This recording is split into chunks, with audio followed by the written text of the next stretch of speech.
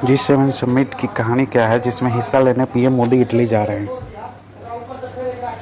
आइए जानते हैं G7 क्या है और ये दुनिया के लिए अहम कैसे है। एशिया से जापान, यूरोप से France, Italy, Germany, UK, north America से अमेरिका और कनाडा। अगर इन आंकड़ों फैक्टों को एक सूत्र में पिरोया जाए तो एक अंतर्राष्ट्रीय संगठन का नाम निकलता है G7।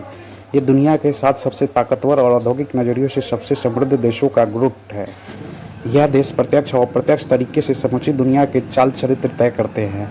G7 नेटो, यूएन की तरह कोई आधिकारिक संगठन नहीं है। इसका अपना हेडक्वार्टर या कोई तय नियमावली भी नहीं है।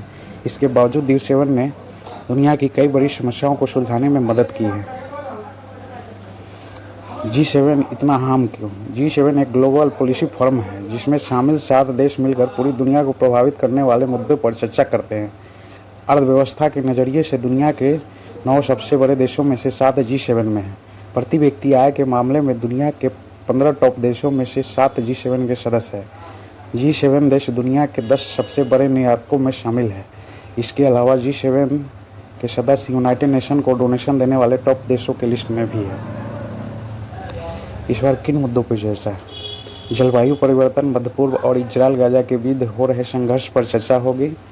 इसी दिन यूक्रेन के राष्ट्रपति भी यूक्रेन रूस युद्ध से संबंधित 2 सेशन में भाग लेंगे। वहीं 14 जून को AI, आर्टिफिशियल इंटेलिजेंस, माइग्रेशन और ऊर्जा पर बात होगी। भारत की भूमिका क्या होगी?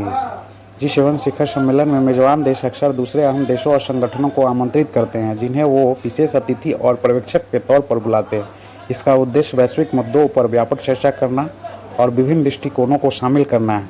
भारत की आर्थिक और रणनीतिक महत्व को देखते हुए इसे कई बार G7 शिखर सम्मेलन में भाग लेने के लिए आमंत्रित किया गया है, जिससे वैश्विक समस्याओं के समाधान में योगदान मिल सके। क्योंकि भारत एक महत्वपूर्ण वैश्विक शक्ति है और कई वैश्विक मुद्दों पर उसकी अहम भूमिका है। Thank you for watching.